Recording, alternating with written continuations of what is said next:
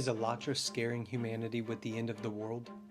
The ALLATRA movement is often called an apocalyptic cult. But what can you say about an organization whose representatives state, "There are only 11 years left to prevent irreversible damage from climate change," or a statement like, "A global climate catastrophe is inevitable"? How would you feel if you were told about a survival guide for humanity? If this brings to mind visions of an apocalyptic cult and the end of the world, let me assure you that these statements are made by representatives of the United Nations.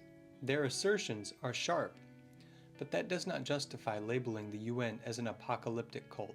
And it's not just the UN that is announcing the severity of the climate situation on the planet. So why has ALLATRA been labeled as an apocalyptic cult? I am a member of ALLATRA, and I'll share what we've faced. In the past 2 weeks, over 240 articles have been published in Slovakia and the Czech Republic, labeling ALLATRA as a sect. Why has ALLATRA become so popular? And the main question is, who funded this media campaign? Who is willing to spend vast amounts of money to tarnish ALLATRA members?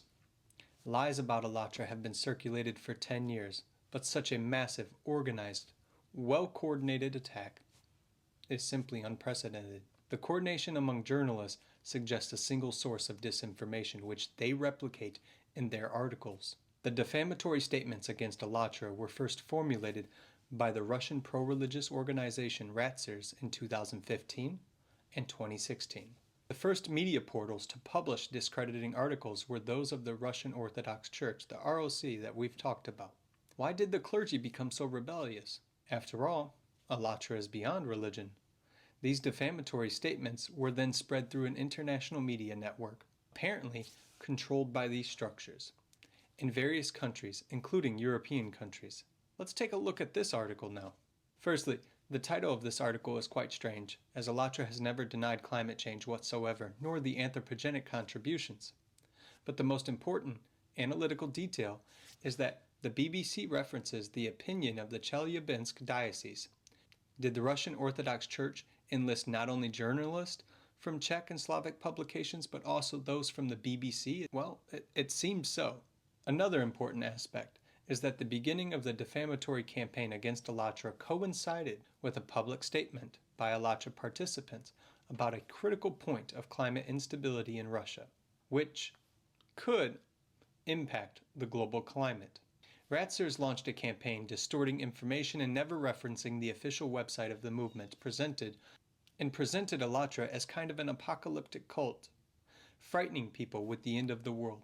For instance, as if we were saying that the end of the world would occur in 2036. ALLATRA provided the public with a hypothesis about a potential increase in natural disasters by 2036, calculated based on scientific data and mathematical models. This hypothesis includes the assumption of a possible sharp increase in magmatic activity in the Mariana Trench's thinnest oceanic plate, due to significant intensification of the planet's geodynamic activity.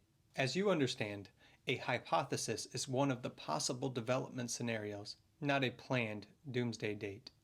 And mathematical analysis is clearly not an apocalyptic science. ALLATRA's efforts are aimed at studying the challenges of climate and the geodynamic changes on our planet, as well as informing the public about the climate threats.